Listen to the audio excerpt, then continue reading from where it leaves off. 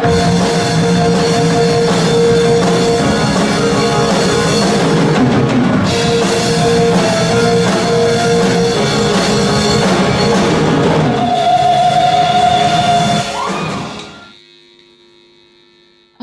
and welcome to Nonic Nonsense, a show where the hosts are cringe and the comments are bus and truck. Just as awful. My name is Kat Gold. My name is Michael Matadomini. Welcome back. Happy Monday. Hope everyone's doing well. Today, we have the best guest, the man who, two things, if I am not understudying him, I am his opposite on stage, whether that be a villain or his friend. Kat, would you like to give an introduction? One of the kindest and funniest performers I've ever known. It's Matthew Korinko. Wow. I don't know how to. Thank you. Good to be here. The Green Bay Packers own Matthew Korinko. Happy to have you. We got a tough one coming up this Sunday. We got the Lions. I know. I shouldn't be talking sports on a theater podcast, but there you have it. Listen, Aaron Atkinson listens to this every once in a while, so he'll take from it. There you go. So how you been, Matthew? What's been up?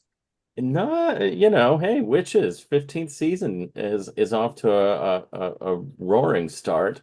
Mm-hmm. It's been a blast. It was one of the smoothest rehearsals / tech into performances that I've ever been a part of, be it in slow burn or not. Mm-hmm. Even losing a day and a half to the Broward Center being closed for the hurricane, which ended up not, thankfully not affecting us much, other than taking 12 hours of rehearsal away. Yeah, everybody really stepped up as they always do. And when you're at this point, in a theater company's development, you've got the type of people that can roll with that. Because when you first start, you're brand new producers, the people that are willing to take a chance on you. It's a much shallower pond. The people that you can afford, you can't house people, you can't pay much. So it's nice to be in a place where all you got to do is say, "Hey guys, this is the deal. We got to leave this afternoon. We're off tomorrow. We're going to lose that time with each other, but we expect you to buckle down and be ready to go when we do get back." And you have every faith and assurance that that's what's going to happen. And that's exactly what happened with this one. And not only on stage, but backstage, everybody was ready to go. Mm-hmm. The RTD is amazing. Our crew's amazing. Jeffrey George, our stage manager, and Jolie, our ASM, they're all over it. It's so nice to have, a real solid team. Yeah. No, speaking from that too, every time you lose time, especially in a process that is so short, what was it, 12 days for us? And then we lost a day and a half with it. Yeah. And, we were going on almost single digit days throwing up this show. It's been damn near flawless, And a new show too. It's not like half the cast has done this show before, so you don't worry about them. It's one where if you hadn't done your homework, it would show. Mm-hmm. Mm-hmm. Yeah.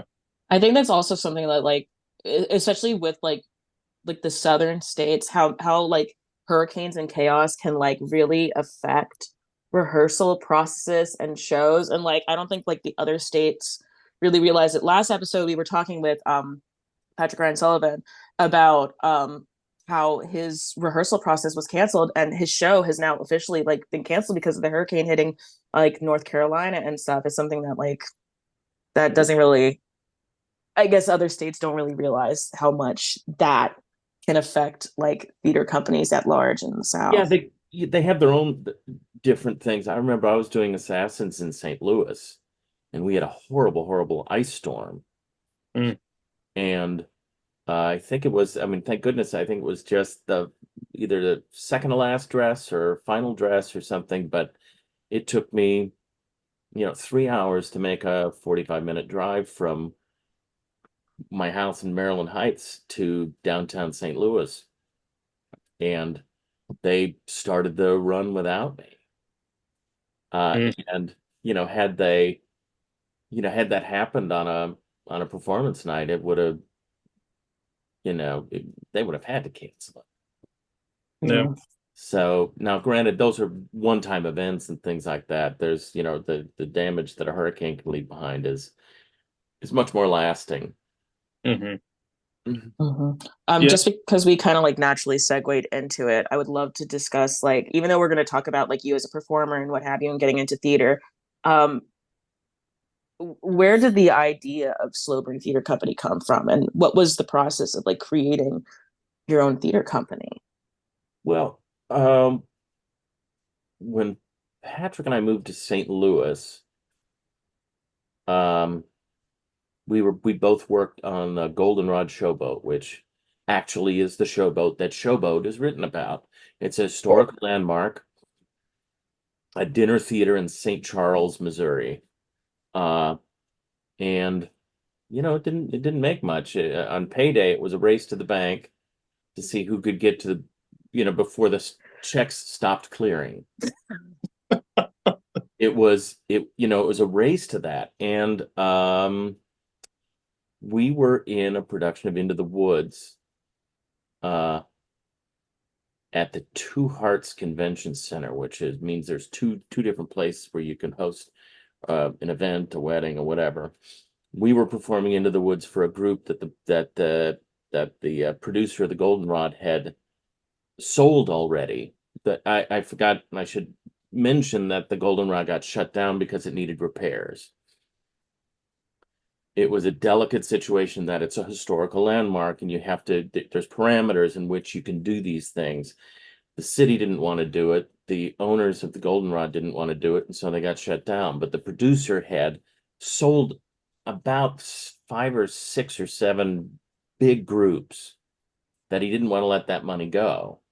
So we Hmm. ended up doing a mini like tour of like convention centers and things like that. And we were doing Into the Woods at the Two Hearts, and Act One was fine. Everybody was very quiet. Act Two, when all the drama happens and Into the Woods, they're doing the bunny dance and the garter toss and stuff next door that you can hear. And after that performance, we were told that was it. We were done. Show was officially closed. And we got to a point where we're like, okay, maybe it's time to get real about life.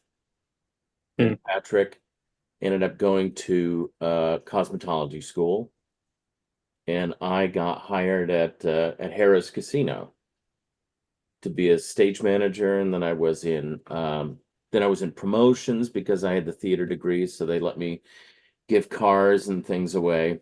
So everybody loved doing that. And then eventually, when I got to a 9 to 5 job in advertising at the casino, I could start looking at getting back into theater and it not mattering how much it pays.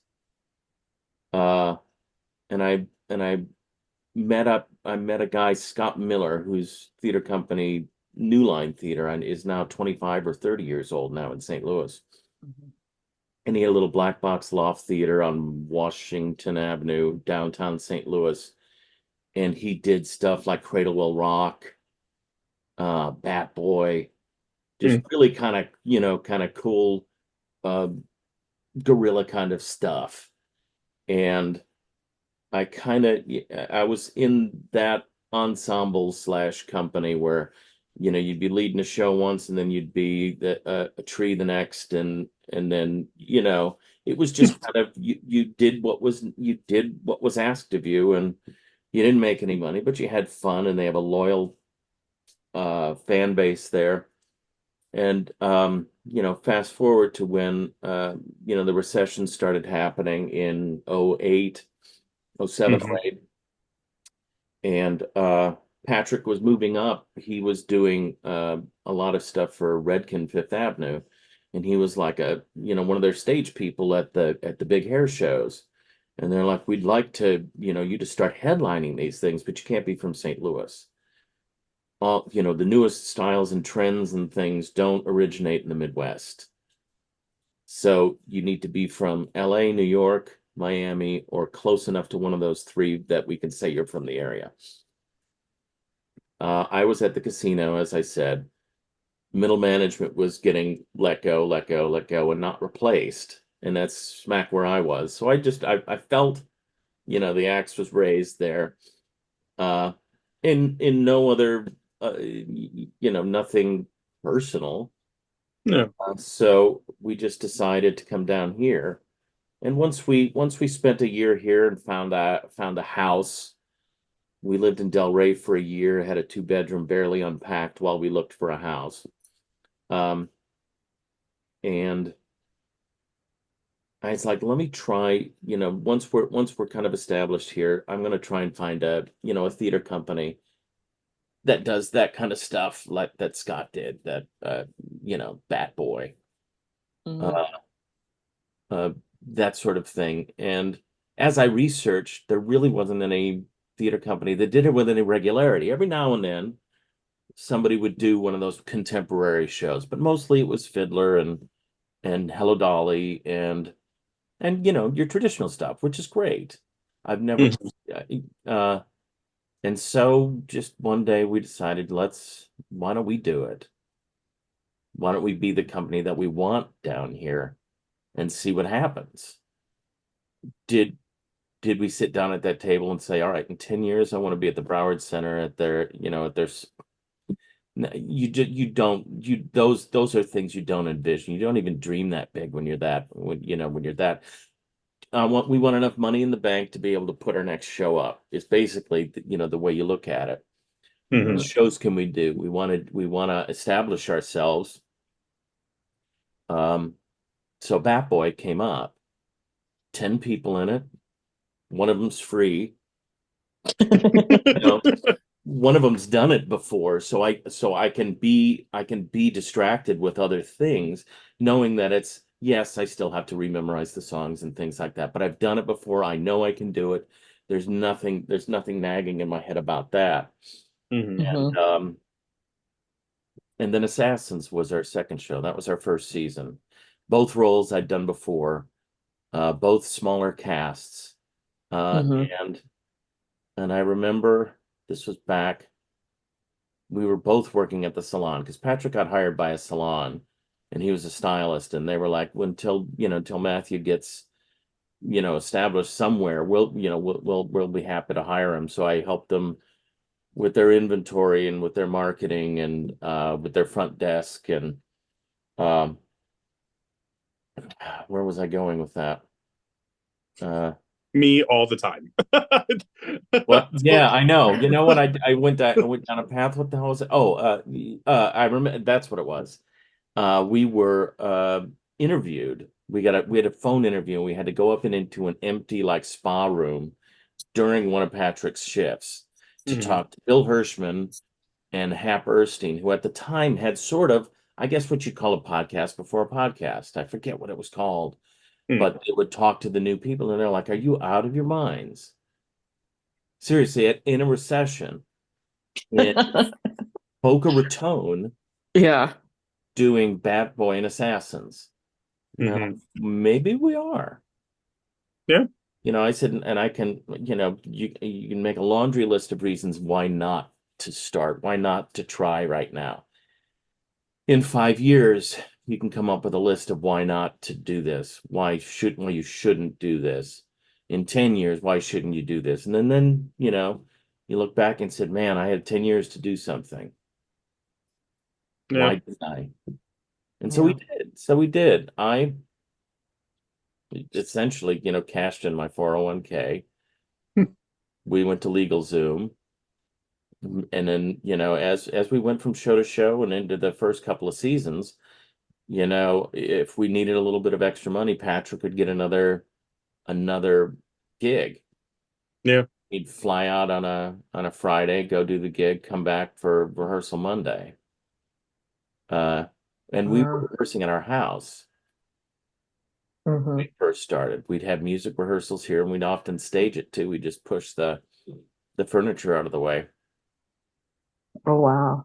You got to Yeah. do it somehow. you know? Yeah, you got to do it. And when we started at the high school, Hmm.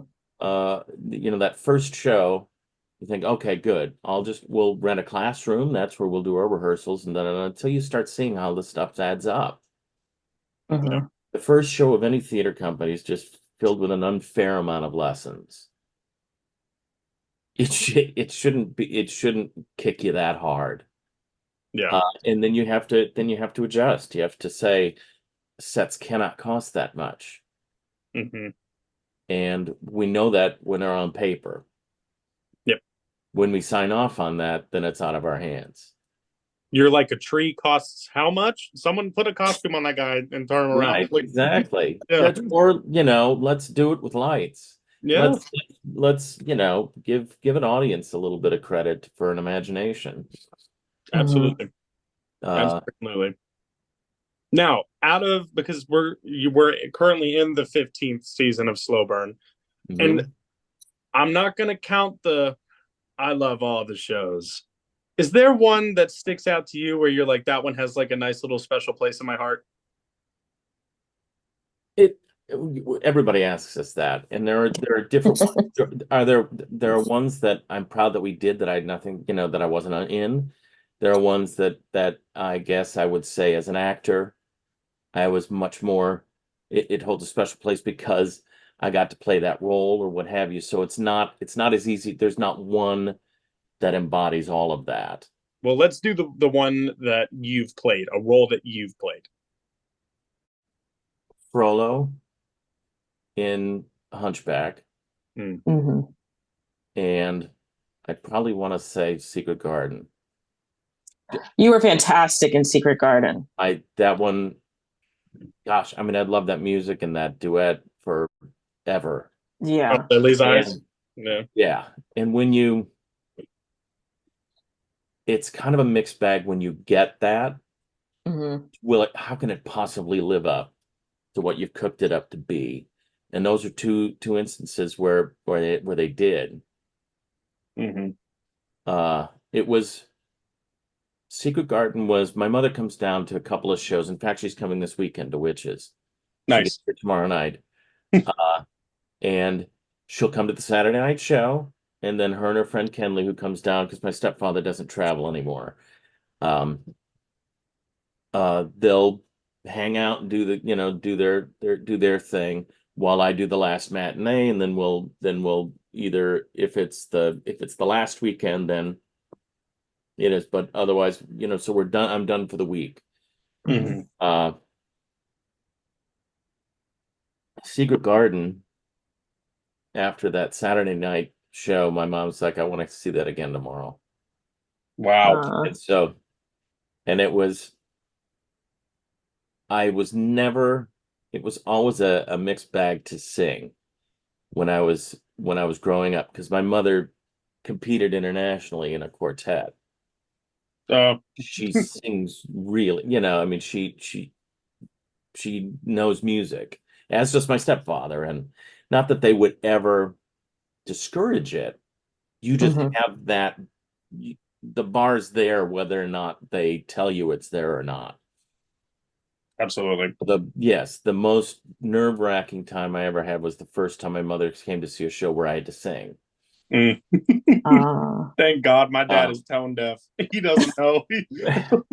He's right, like, like I said, sound it's like my smooth. mother wouldn't give me notes, but Yeah. I would know there's no hmm. way that little flat that but escaped her ears. She didn't not notice it. And so you just have that additional pressure on yourself. But when she said, I want to come see Secret Garden again, I That's knew, yeah, that was a feather in my cap. So yeah, those would be the two, I guess, that jump right off at me. Those are the ones that were, and Christmas Story, blessed Christmas Story was great. I didn't have to sing. Yeah. I wanted to see that We had one. a Christmas night show of Christmas Story, and it was one of the most glorious things mm. I've ever experienced because everybody's still high from Christmas morning, Hmm. Yeah.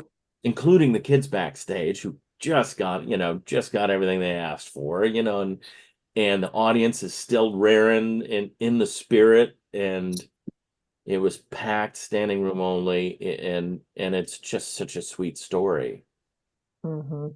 And That's why I'm excited for. I know, which is it is Halloween, but it's yeah, not like Spooky Town Halloween. Like there are Halloween themes, but it's hmm not a Halloween show, right? So I'm just thrilled because we did a New Year's performance for Mermaid, but this one, like the Halloween show era, because Into the Woods ended right before Halloween last year. And the yeah, fact that we have one on Halloween this year, I'm like, ooh, Halloween yeah. shows really bring out like the crazy audiences. Mm-hmm. I remember our first year we did Rocky Horror, and we had a Halloween, we had a that. midnight show on Halloween. Yes, no, I did it. I've done Rocky. It's too many fucking times, but I did it in college at like the local theater company there, and we did a 2 show day, and like we did an 8 p.m. and then we did a midnight show on Okay. Halloween, and the audiences were feral to say the least. So And y'all this are is gonna at get some Boca. interesting Boca held people. like 800. Ooh, Boca's auditorium held 800, and here was this new company that filled it. There were people at the 8 o'clock who went home, changed, grabbed some friends, and came back for the midnight. It was insane.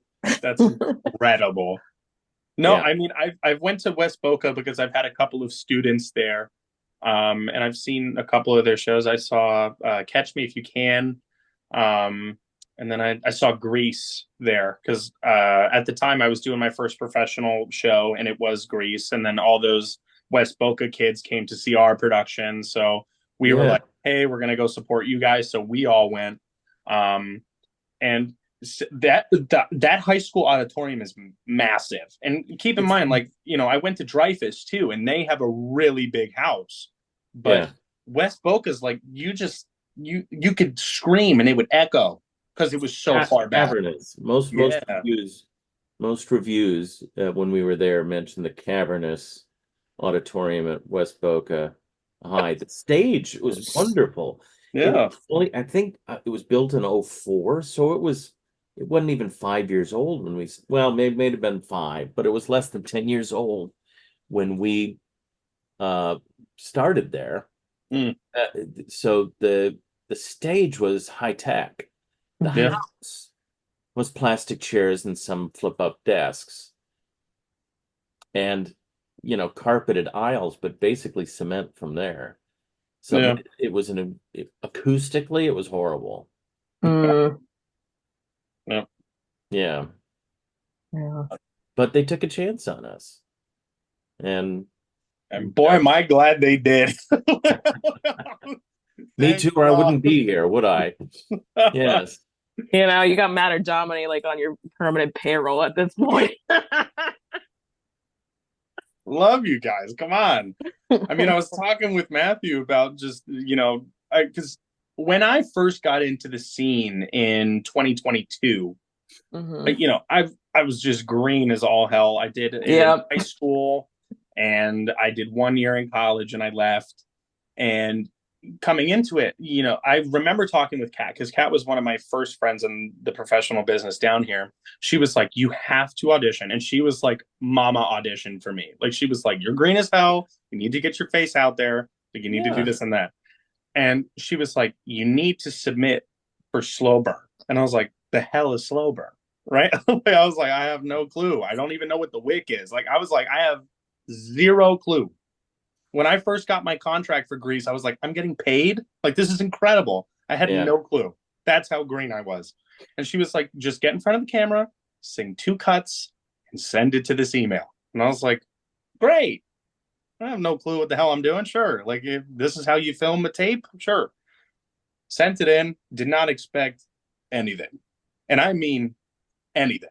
And I didn't for a little bit, right? We're going into, I booked spelling bee and I wanted to reach out just to have some work in between. So I messaged Patrick, and he got me in touch with Alex for Little Shop. And I went in there in the shop, and I built a couple of sets for a couple of days. And then I was like, this drive is crazy. I think I'm just going to reel it back because it was really early in the morning getting there. Like 10 a.m. Yeah. is perfect, but like 6, I was like, oof. Um, That's when he was calling. That's when you guys were working. Oh, it was something early. It was like 6, 7, 8 o'clock in the Oh, morning. I was like, really?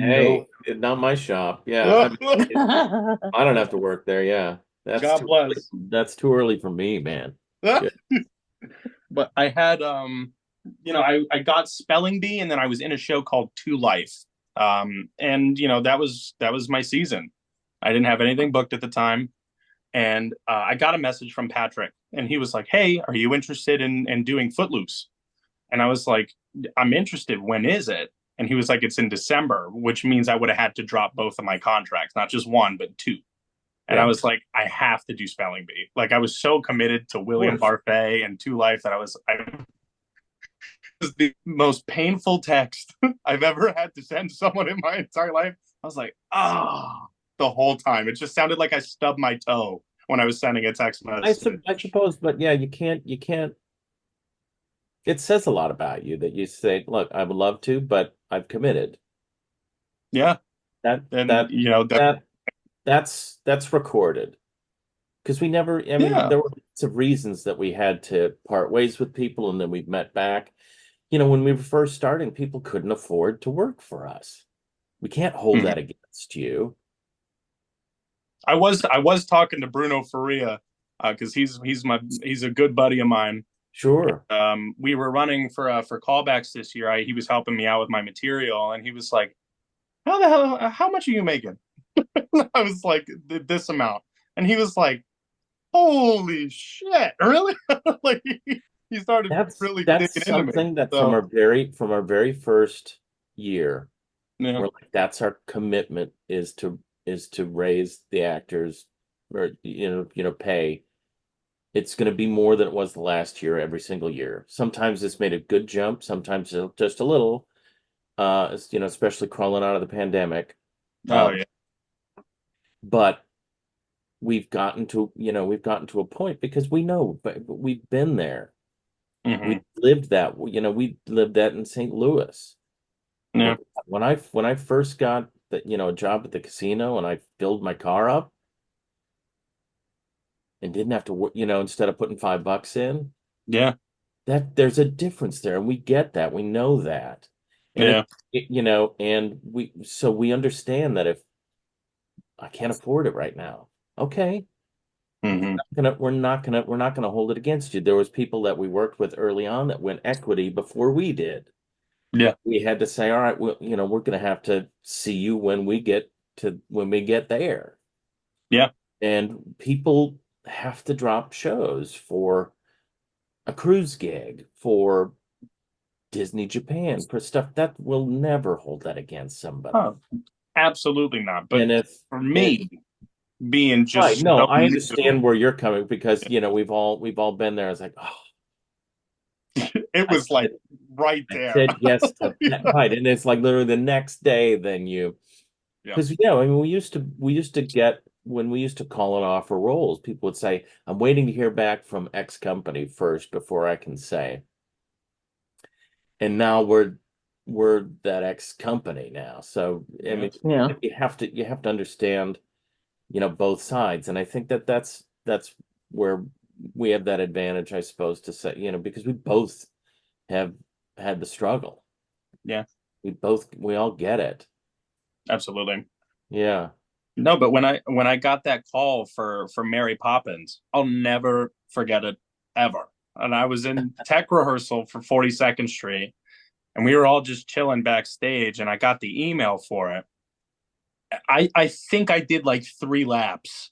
Like I did like 3 laps around the building, came back, and I was like a sweating mess, and everyone was like, "What's going on?" I was like, "Everything's fine. Don't worry about it." Like trying to play it off like I just wasn't a giddy 5-year-old. Don't worry about it. It's fine. It's fine. And coming into that, I was talking to Sean because he's worked there. Sean William Davis. He likes when I say his name correctly. Right. We share a middle name. Yeah, right. So he goes, he was just giving me like, about you guys and everything. And he goes, and Matthew Korinko, just talk football with him. And I was like, I don't know football. And he was like, all right, well, never mind then. And I was like, great. And just avoid Yankee scare. You'll be all right. Eli, Yeah. Jolie. Come on, guys. Jackie Lawler was a Yankees fan too. It's just like, come on, it's gotta I always forget to put it on the audition form. Yankees, yes, no, not Yankees yeah. fans need not If apply. no, continue. If yes, shred this and go home. No, They walk in the room. You're everybody's like, got to have their thing, and it's more fun than anything. We've got Elizabeth Sackett. Too mm. many Yankee fans in the building now. Just Keep your enemies close. That's what it right, yeah, You're a yes. Yankees fan, but you're a Soprano. All right, get in here. Go on. is. We need you. Now, Matthew, personal question. Why the hate for the tenors, man? Because it's fun. They need to be knocked down a peg. Yeah, right. Name me a hero that's a baritone. I'll wait. You ain't gonna get one from me. Right. That's what I mean. And and it's because, in junior high, I was a tenor. Of course, every boy was a tenor in junior high. Yeah. And it's the jealousy. Be real. I wish I could hit a B, Oh my but I God. can't. But I do love hearing a tenor bottom out at middle C. Nothing makes me happier. Oh my Oh, God. can you see? Stop it. It's yeah, it makes me No, happy. nothing was funnier Hey, than it sitting with takes Ryan Kraut and turning around and just seeing you like shaking your head. Like, the two you of want you. I mean, and then there's just stratospheric tenors like Kyle. Oh my God. Kyle was unbelievable. Like when Patrick was like, he's gonna sing it in the original key. Ryan, Nate, and I were like, yeah, bullshit. And then he Cat, came yeah, in. he was in the room, but I'll tell you this, Cat, when Kyle was a week late into Little Mermaid. Mermaid Mm-hmm. because he was on a cruise ship, and I literally had to go drive up to Port Canaveral Oh to pick God. him up so that I could get him down here to participate in just the Sunday of the week one. Hmm. And the cast had learned Act One. Like, usually the end of that first week, we have Act One, we run it, and then we're like, all right, lock it away because we ain't going to see Act One again for a few days because we're going to start right into Act Two, and then we'll piece it all together and yada, yada, yada as that goes. And so that morning of Sunday was basically just kind of folding Kyle in to the gaps in Act One, Mm-hmm. and that included his "She's in Love" Yep. song. And we had, he'd done his work on the ship. He'd worked his song and all that stuff. And but everybody was, they had Act One, so they were off. They were off in their little cliques, checking their phones and da da da da. And he starts singing, and people are like,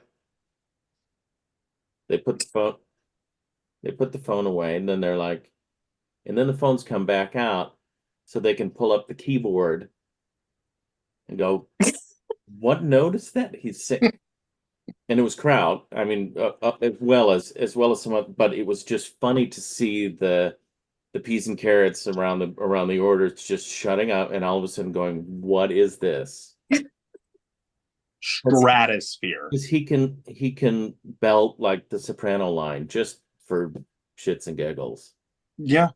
And That's not crazy. struggle. It's remarkable, Mm-hmm. but That's wild. but And you know, speaking of Little doesn't have an Mermaid, open hell Matthew. of getting middle C. Yeah, yep. You know, Cameron Jordan is another one of those where he just bottoms out. You're like, come on. Yeah. pull it Super high together. voice. Yeah. No, but speaking of Little Mermaid, Matthew, listen, in Mary Poppins, you helped me with my faux German, and that was very nice of you. Thank you. Yeah.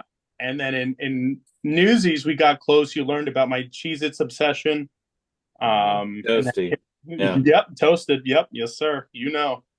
And carried into the woods. But for Mermaid, it was the first time that I was with you when we weren't on stage together. So that led, Right. I ASM'd that. Yeah. mhm. And it led to a couple good bits between the two of us. First one, I almost took you out accidentally. Now, with the rocks, they were in wing one and they were push sticks. They were on push sticks. Yeah. And there was a cushion, right, I believe, on the It end of was the at push. the end of it because I had to almost get my body into it too. And I just didn't want that 1x3 digging into my body. Yeah. Exactly. And I had a towel wrapped around it with gaff. Right. Yes. She was safe, but not safe enough for me because I'm a moron. And Prince Eric is singing his lovely ballad at the end of Act One, and Nate Promkle is riffing and adding a bunch of things like Nate Promkle does. And I walk out and I shake his hand. We do some dialogue, and I walk off. And it's supposed to be a nice, serious scene. I saw the push stick, but I forgot about the push in that was at the end of it. And I was joking around with Matthew, like walking off all stupid. I tripped on the cushion and barreled into Matthew. And it was one of those like, whoa, whoa, like one of those falls. And he like caught me like we were like in a romance novel. Like I almost took him down to the floor, but he was like, boom, I got you.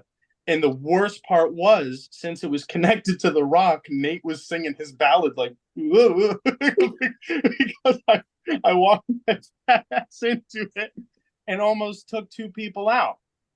So there was that lovely instance. And then we have Matthew and I now have this continuous bit, and it's going to happen for the rest of the season and probably until the day we both go. We both, Oh my God. it's not, maybe it is mansplaining a joke, but Yeah. you want It's to talk about the first time we did it with sure. the Sebastian line? Yeah. It's just whenever there's a silly line that's just, it's an easy joke or something like that. I like to, whoever will listen to me is explain as if it wasn't obvious why that line is funny. So he's talking to Ariel, Mm-hmm.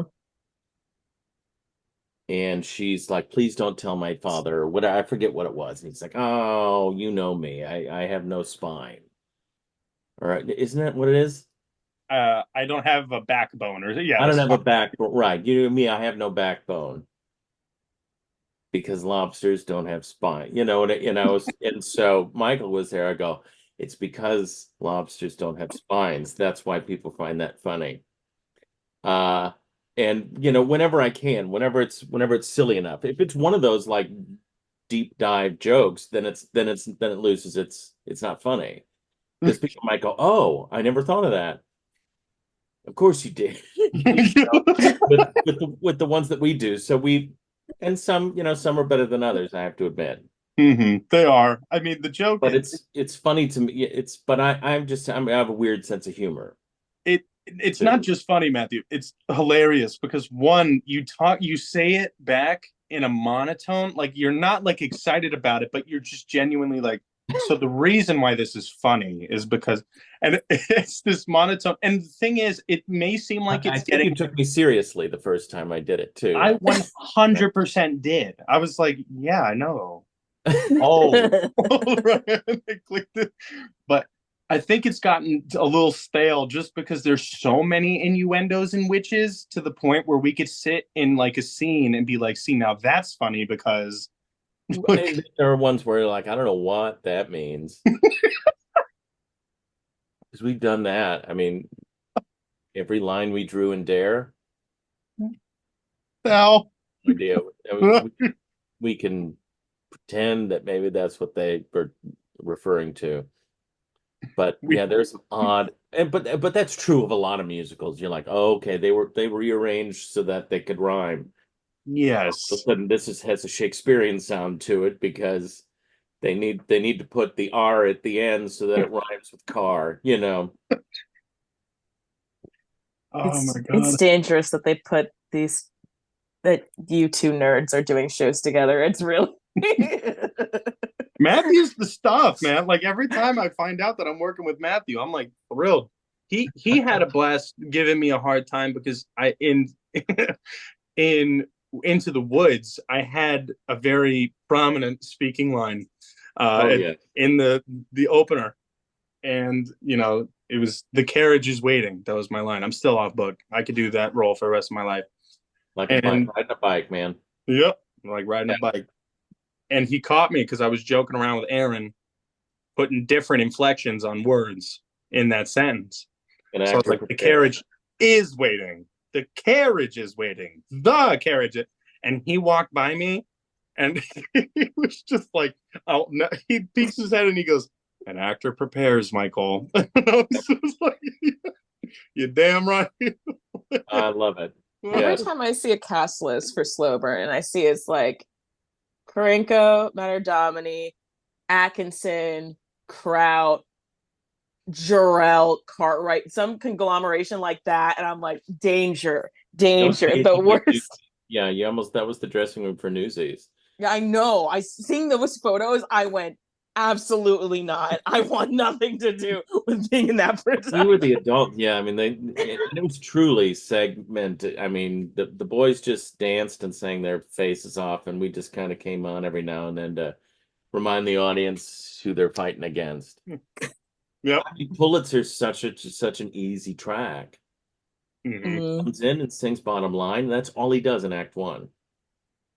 Is that really all he does? All he does. must be Comes nice. in, says we're raising the price, and see after intermission. Yeah, we switched tracks basically because we were both in that. I like to call it the AARP dressing room. And when But we still had oh, we still had some of the Austin. newsies, but like Yeah. it was, we couldn't fit 75 of them into the one dressing room. God It bless was, them. yeah. So, we because in Act One I was, of course, the iconic Nunzio, and then a policeman, and then yeah, I think it's just the policeman. So like I was in a lot of Act One, but then in Act Two, as soon as intermission hit, I beat up the boys, and I was the jerk who grabbed Crutchy by his leg and dragged his ass off. And as Yep. soon as I did that, I got straight into my Teddy Roosevelt garb, Years ago. Yeah. and I was like, "I will see you guys at the end of Act Two. Have a Just wonderful like film." on your Switch or something, just like They oh my God. it is. It's high tech central. Oh my God! Yeah, man. Alex Blanco and I brought mine too, but I was like, I didn't even have the games that they were, and they're like, hey, you want to come play Fortnite? And I was like, yeah. You're I damn right. lasted And we about got 90 Korinko a seconds. win. About 90 seconds, and then I was like, all right, you kids have fun. I'm go back to my island on Animal Crossing. Five So Star Okay. Island. yeah, I mean, we talked about how, because everyone was like, "Who got you? Like, how did you figure out the switch?" And during Mermaid, Patrick emailed me, and I didn't know it was Patrick because it was just a random phone number that got sent to me. And I could put the screenshot here of it because it's hilarious. It's just random numbers, and then no subject line, and then just the text, "What is your switch called?" And I was like, "Is someone trying to hack into my account?" So I ignored it. And then I got another one about like 20 minutes later, and it just went, the OLED. And I was like, who is this? So I deleted both, and I just forgot about it. And that was at the beginning of it was after the first weekend of Mermaid. And I come in the next day, and Patrice is going crazy with all the wigs because there were a million for that show. And I walk in, and I'm like, hey, good morning. And he goes, hey, why didn't you answer my text? And I was like, what text? I was like, what are you talking about? And he's like, about the OLED, the Switch. And I was like, oh shit, that was you? Like, you were the mystery email? Like, I was like, I freaked out about it. Everyone's like, Michael, it's not that big of a deal. Shut the hell up. I was like, I think it's funny. Like, This is the PSA where you say you should always have your director's phone number in your phone and your stage manager's number in your phone. I am going That to happened, speak that about happened with this. Alex Blanco Yep, go because for it. I have a 314 area code because I got my phone in St. Louis.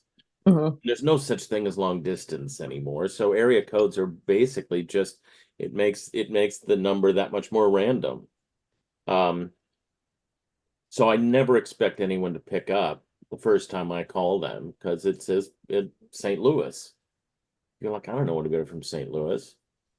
But this was we had a was it a hurricane? It was SpongeBob. So it was a rainstorm. There was flash flooding and we ended up canceling the show. But not until like Patrick and I had already gotten to the theater and stuff like that. So we're calling everybody as we can because we know they're on their way. I was We just there. want to stop them as close to, with as much time to get back home and be safe. And I called Alex and it just went straight to voicemail. Called again, voicemail.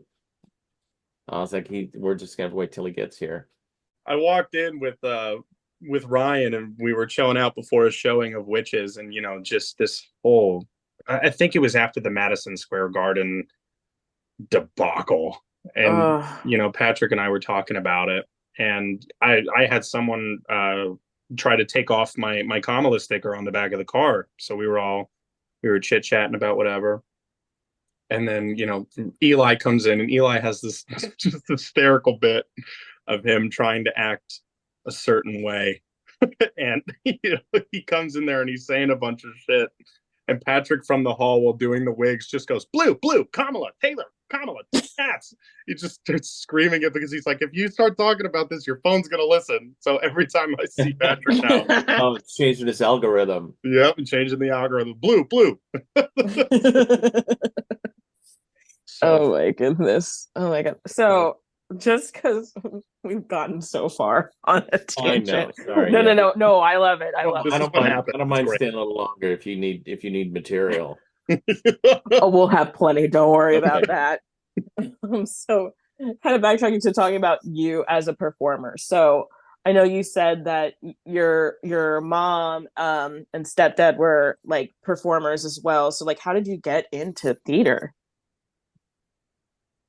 Well, I was a class clown in elementary Mm-hmm. school. Me and my friend Todd Christensen were separated from the same classroom after third grade because we weren't hurting anybody. We didn't beat anybody up. We were just having fun and being goofy and silly. And Yeah.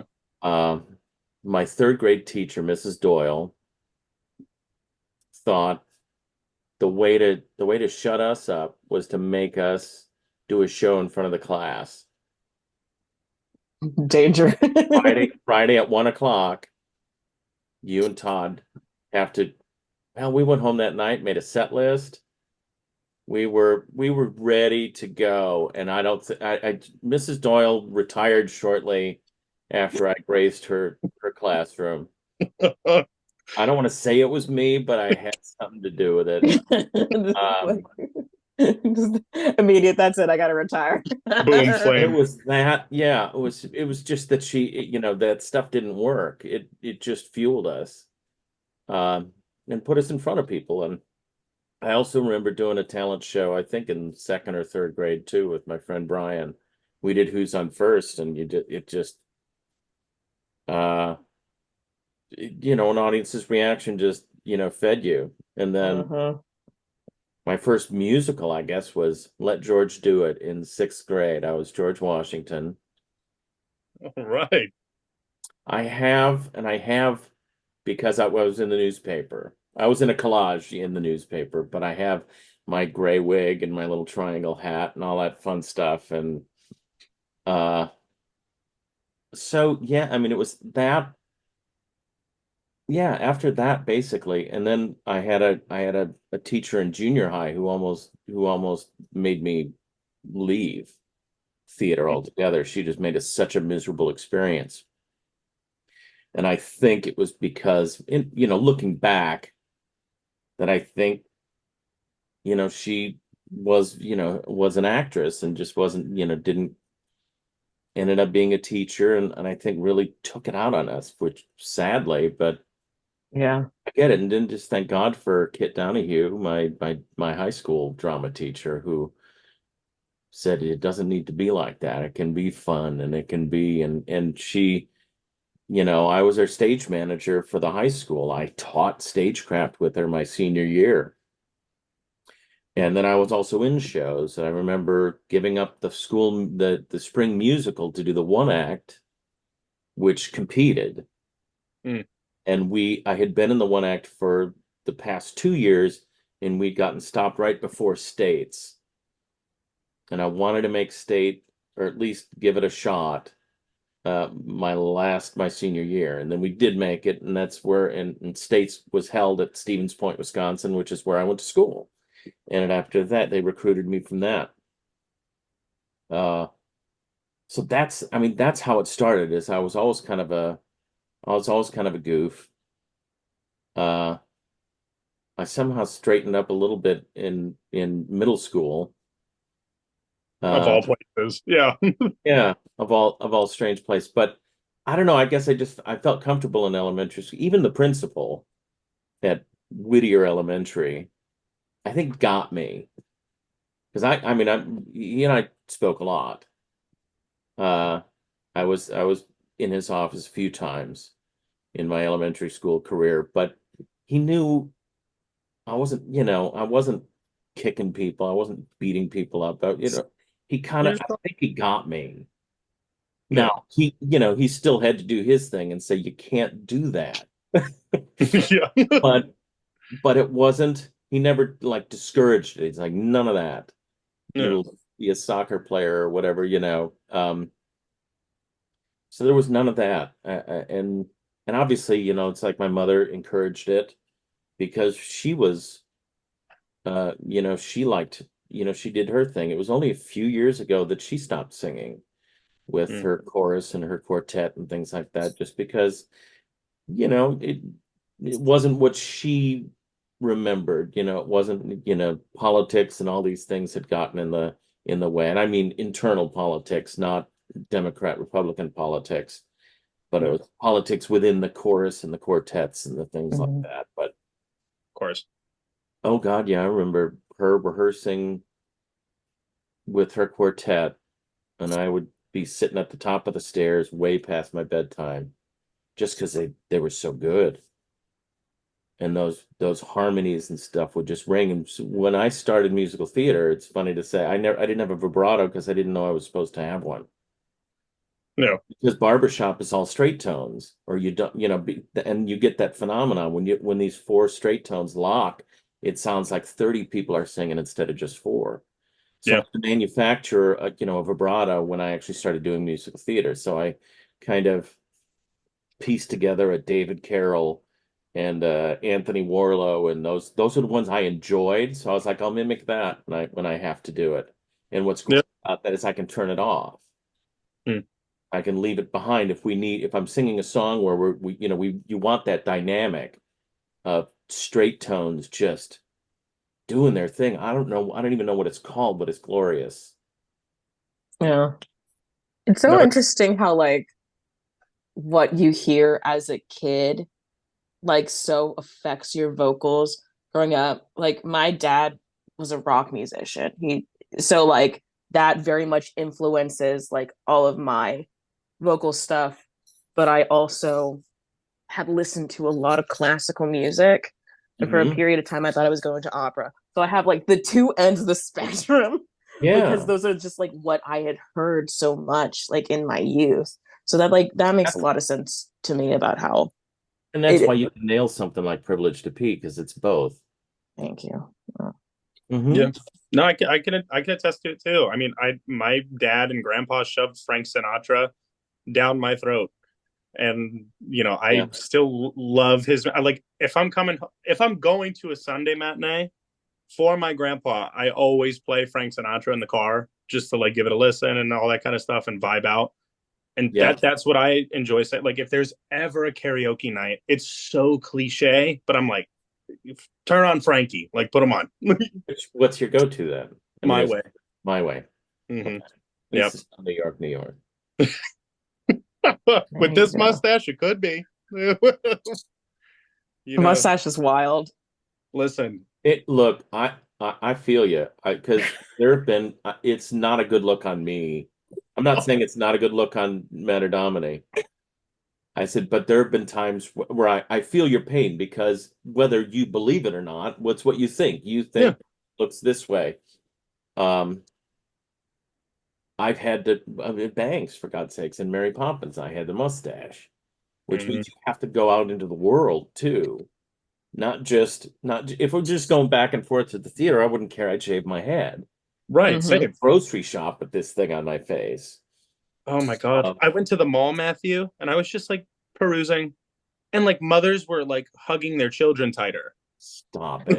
I was like, That's You're and I forgot. making Like that up. sometimes when I wake up in the morning, like I like I'm blind as a bat without my contacts in, and I go in the bathroom, I put my contacts in, and I wash my face, and I look up, and I'm like, oh, oh my God. All right, hey, He Oh no, called I me as know it's soon as there. I he know it's there until it's gone. he I called me as soon thank as you. he did it, and I was like, Yeah. It's like the like little TikToks you see of dads shaving their beards and their kids don't recognize them. yeah, and they start screaming and Kind of crying. thing. Right. Yep. I just No, I usually bring my razor to the Sunday matinee and it's gone before I leave the building. there That you is go. what is happening after this Sunday matinee, November 3rd at 5 p.m., straight off of my face. And the thing is, I will miss the memes and the jokes. Cat, if you want to, you can Photoshop a photo of Mario. Because, Joe Marino got turned to Joe Mario very fast. And then on top of that, when His I neighbor's heard, Ryan Trout too, so yeah, Ryan, so and then Laura Schwarzenegger, once I hurt my toe, started calling me Toe Marino. And that is just, between the two of them, I was like, all right, I got two nicknames now to add in my back pocket. he Uh, stepped on his own toe during a number. how do you make it through With chorus with line? the same foot that toe was on. He didn't step on his other foot. You stepped on the broken. I was Somehow ponying. curled his toe underneath his foot and stomped on it. I can't make it up. It was so funny too because Jolie was talking to Stella, the 12-year-old in our cast, the little girl. And, I didn't want to like scare Stella by just being like, hey, I broke my toe, like the little girl. I didn't want to. So I was like, hey, Jolie, can I just like talk to you for a quick second, please? And she was like, yeah, 1 sec. Can you say it in front of Stella? I was like, no. So I pulled Jolie over. I was like, I think I broke my toe. Like maybe. Because like I've played basketball and I've broken my ankle and I've fucked up my knee, but like I've never like broken anything. So I was like, I could have maybe and I woke up the next morning and it was purple and it was swollen. And my mom's a nurse, so she looked at it and she was like, just wrap it up. There's nothing you can do about it. Honest to God, it's the truth. Seriously, You really it's can't. nothing. And you don't want to say that when you're in Yeah, it. It's like, well, it sucks to be you, Michael. Nobody's gonna be able to do anything about it. And, yeah, because obviously you don't want somebody to be hurt and exactly. that, But but all good. we'll Get the let you show find on. that out on your own, that there's nothing I can do for you except, hey doc, it hurts when I do this. Then don't do that. Don't So, do it. Yeah, yeah. don't pony on a toe, you moron. No, but Mm. it brought me back to like, even if I like broke my leg, I would still figure out to do the how to do the show. And it also led to the fact when I was understudying during Into the Woods, I told Matthew about this because I was the understudy for the Baker, Mysterious Man, and narrator. I was like, Wild. yeah, I was like, Well, I and know actually Matthew. both though. Actually, when we first did Into the Woods, I was the baker, and this time I was the narrator. But go ahead. Sorry. That's lovely though. Like the story progression in that, Yeah. lovely. But I knew Matthew could have got hit by a plane. He still would have showed up for the show. So I was like, I'm gonna look at the Baker first. Like, That's yeah. so you got to do what you got to do. It Yeah. Oh, happens. absolutely. Yeah, you got to dance with the devil even harder now. That's all it is. I love it. You broke a toe during this show. I broke a toe falling down a staircase in Cinderella. Matthew, have you broken a toe? Do you have I have any not broken crazy a toe. No, injuries I in broke my shows? arm when I was a kid. Oh, It's how I learned my right from my left. It was years Uh, before I learned the whole L thing. I'm I still gonna gotta A look. lot break of time in it. trouble. But I knew I broke my right arm because that was my right. Nope. This is what I broke, so this is my right hand. So Now, that's have you had other any than crazy that, injuries on stage? yes. Yeah, I landed on my mic pack and I think I either cracked a rib or something Oh during Bat Boy in St. Louis.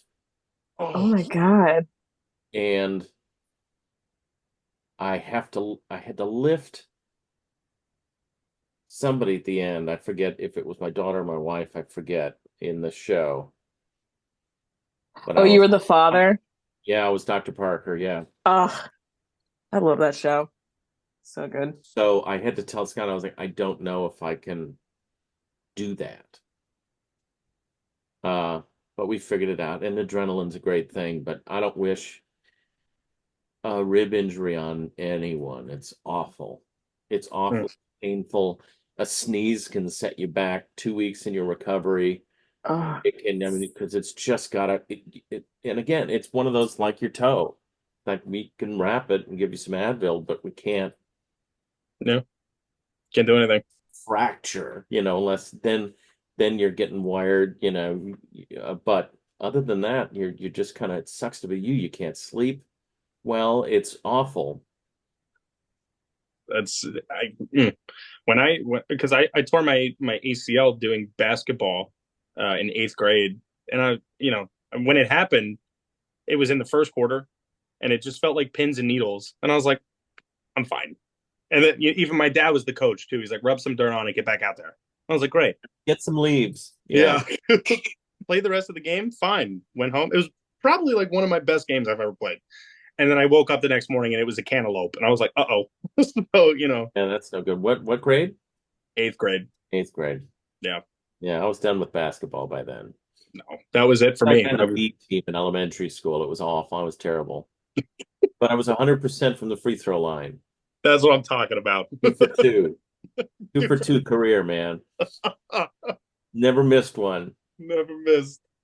Oh my God. So Matthew, we are coming up on. We actually surpassed an hour. Um, Time Um, flies when you're having a ball. But get it? Sorry. Thank God, everyone's gonna be like, "Oh, Jesus." What do you got coming up? Talk about your future projects. it's this season, man. It's Anastasia, it's Parade, which is going to be great to do again, is sadly still relevant. Mm, Uh, Probably more so than when we did it the first time, but yeah. isn't that crazy?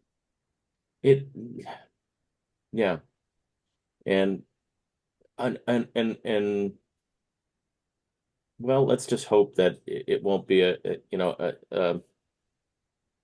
toxic atmosphere by the time we get around to January, February. Yeah. Mhm. That what happens next Tuesday will happen next Tuesday, and hopefully they haven't. And We've said it on the podcast before. Vote blue. Blue, blue, blue. Cats Blue no coming. matter who. Cats. yeah. I mean, speaking as me, I've always, I've never pulled a red lever in my life, but it's when I was first person, I got to vote for Bill Clinton. He was my first vote that I ever was able to cast. And then you could understand, you're like, okay, I get why, George W. Bush. I get it. He seems like a fun guy too. Um, I can understand what people saw in the other candidate. I didn't agree. This one is just, it's not even, you can't argue policy because one side has it and the other one doesn't. It's it's it's really, you like to over dramatize and say this is the most important election, but it truly is. I mean, because there's signs of what could be already with certain states' laws regarding, women's right, for autonomy uh, and voting and gerrymandering and all these things that, it's been a stacked deck since this country started. How do you compete with that? You pray You do, you and you do. vote. You know what? And I've been I remember how I felt in 2016, and I remember crying in 2020. Yeah. Well, I cried both times actually. Um, I cried voting. I got in the car after I got done voting last week, and I was a mess. yeah, Yeah. because after all, and I've told Patrick, I go, I can't hear it anymore. Yeah. It's Yeah. because I can't do anything about it. It's like when you do an audition. Once you walk out of the audition room, it's out of your hands. Once you submit a tape, but once you submit a tape, you hit send and you gotta let it go. Yeah. Yeah. Have to because there's nothing more that you can do. I've done, what I've always done. There's only one time I didn't vote, and it's because I got kicked off the books in St. Louis in Mm. 2000. I voted in the primary. I just served jury duty, and they told me I wasn't registered. Wow. And I Mm. said, no, but I am. Here's all but nope, here's a number to call. I called and got run around and I had to give up.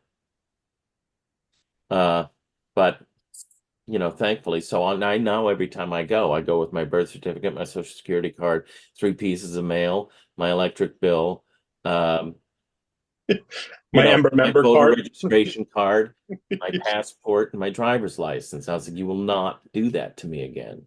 Yeah. Yeah. Um, and now you can also, I don't know that I knew about absentee ballots then or provisionary. I didn't know if I knew about that. Whereas like you can cast the vote, and if it's determined that yes, you actually were, then that gets pushed in and counted with the rest. But yeah. Mm. Oh, yeah, it'll be a nail biter. I don't I'm also one that where if the media doesn't keep it close, then you stop watching. Yep. Yeah. Don't think it's as close as that's just my gut. Maybe it's wishful thinking, but I think there's going to be, I don't want to say any blue tsunami or anything like that, but I think it'll be easy to call that night. It's just there's such vile attitudes Yeah. because they were proudly carrying around the yard signs that they're carrying on. It's like I don't know what you're trying to prove, Yeah. except that you can proudly be that way now. And and it's sad, but it's also kind of refreshing is that people are showing their true colors. You don't have to guess or get fooled by anybody anymore. They're proud to be ignorant and Yeah. I mean, this is my favorite time every 4 years. It's the Facebook and social media cleanse. It really is. no, Yeah. no, Whoever's yeah, I on hear there. you, but I don't often. In fact, if I don't know that I would be on Facebook or stuff if I didn't need it to promote the company. Yeah.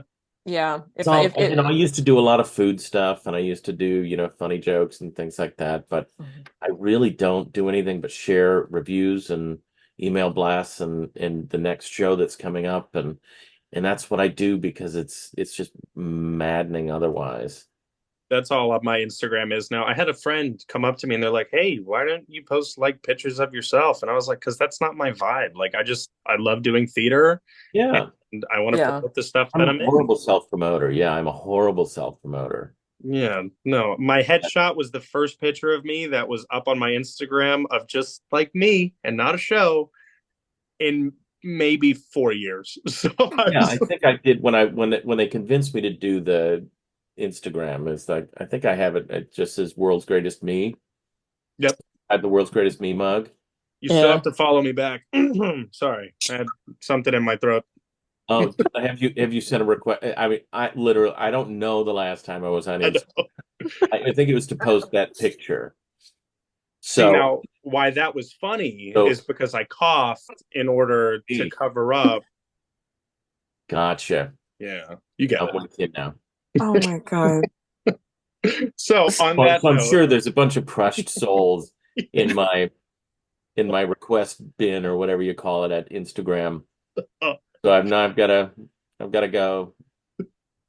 These throngs of fans, I'm sure, are just waiting to hear if Matthew Korinko will follow them back. So Oh, I let him on down, that so I note, gotta go, guys. It's it's getting late. We got a show late. tomorrow, Matthew. We sure Yeah. do. Yeah. My mom's coming into town. Exactly. So, on that note, Matthew, do you have it? I know you're not a big social media guy like we just talked about, but do you have anything that you would like to shout out and promote? Would you like to talk about Slow Burn real quick? No, I just keep coming. Keep coming. Come to the shows. I mean, one more weekend left of Witches of Eastwick. This probably won't come out until afterwards. So After yeah. come see Anastasia, Matthew and I will that, be in that as yeah, well. come see Anastasia. That's coming up. Bada bing, bada boom. Obviously, there's still 4 more shows left in the season, and Yep. really, and just support the theater down here. Next week, I know I'm already laying out. I want to go see Pillaman at Zoetic. I want to see Yonkers up at Palm Beach Drama Works. I want to see the Fantastics at Island City. There's so much stuff. We've always said that even though you see 5 shows behind us, that's only 15 weekends out of the year. Yeah. It leaves 37 that you can go support other people, and there's people doing really, really cool stuff. So Absolutely. Go support live theater. That is man, yes. You yes. can't beat it. You can't, it'll never be replaced. No. Live theaters, it's impossible. I mean, movie theaters and people that struggle like that, because you can be at home and get sort of the same experience, but you can't, even as well as you can record Hamilton, it's not like seeing it live. Absolutely. You don't connect in that weird, in that crazy, amazing way. Yeah. You just can't connect with it. And I say that as we're all talking on TV screens. You just don't. It's just not. It's just not the same. No. Absolutely not. Yeah, go do it. Do yourself a favor. Treat yourself. Well, Matthew, it has been an absolute pleasure. Thank you so much for taking time. Finally, I know it's been forever since I said, yeah, I'll do this, and we've had to kick the can down for almost a year, I know. if not more. So Hey. I apologize for that, but man, it was great sitting here yapping with you. Absolutely. And I mean, it ended up working out because, we used our equity contract last season. So now you're our equity Right. contract I for the kept season. saying, I was like, am I scabbing by being on this? So it's like, that's terrible. But I was not equity once. So does that's got to That count? counts. That counts. That counts. All right. Well, thank you again, Matthew. I love you so much. You're literally the best. And I will see you tomorrow. Kat, do you have any closing words? No, go see live theater. Hell yeah, hell yeah. Hell yeah. This Yeah. has been Non-Ec Nonsense. This is Michael Matadomini signing out. This is Kat Gold signing off, and Matthew Korinko signing off. All right, everyone. We will be back to you next Monday. Stay happy, stay healthy, no COVID.